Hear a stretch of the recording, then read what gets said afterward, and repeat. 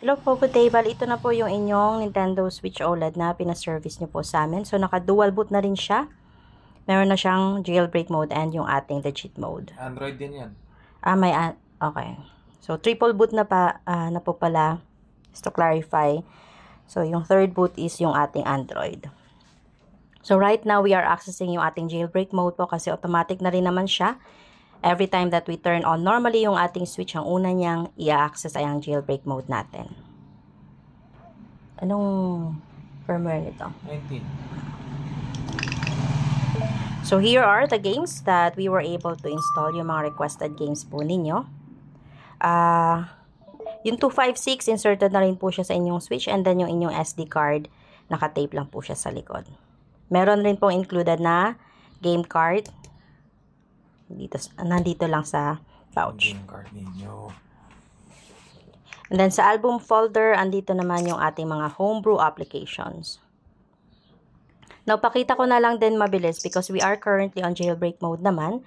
If you are going to check po yung inyong serial number, hindi po siya lalabas dito kasi one of our ban prevention is minamask po natin yung serial number during jailbreak mode access. So, makikita nyo po na naka 00 po ang inyong serial.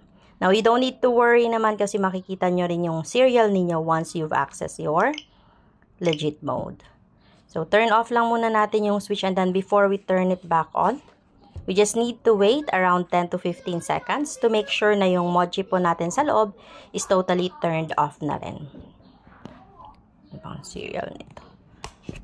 Serial ending in 0076. Let's try. Turning on. And then once you see yung logo na lumabas, hold down nyo lang po agad yung ating volume down button para mapunta tayo sa ating Hecate menu.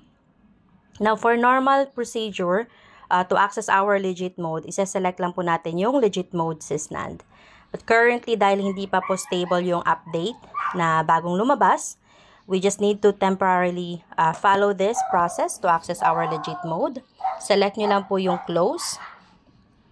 Choose reboot, and then select yung ating OFW. So, sa legit mode po ninyo, dito po tayo pwedeng mag-access ng ating eShop, multiplayer online, or if meron po kayo mga physical game cartridges like this one, dito nyo rin po siya pwedeng laruin. Now, dahil nasa legit mode naman po tayo ngayon, if you are going to check yung inyong album folder, expect na hindi rin ninyo makikita dito yung mga homebrew applications, rather yung mga nakasave na photos na meron po kayo.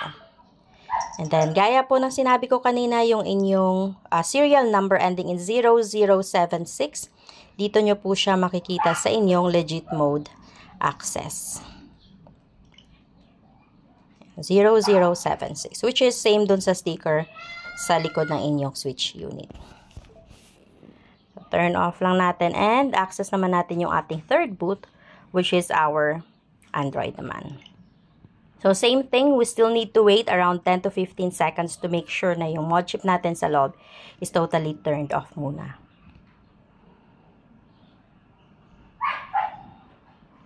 Let's try turning on. And hold nyo lang agad yung volume down button once you see the logo. And then for Android access, select nyo lang po yung ating Lineage OS.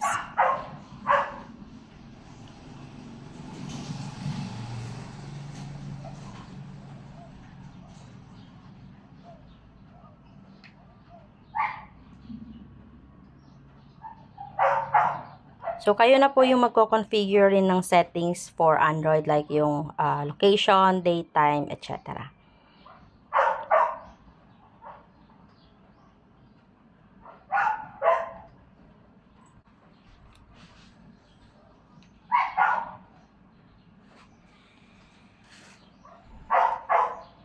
So, okay na po yung inyong switch. Bali, ipapack na lang din namin ito and then wait na lang din namin yung rider ninyo for pickup.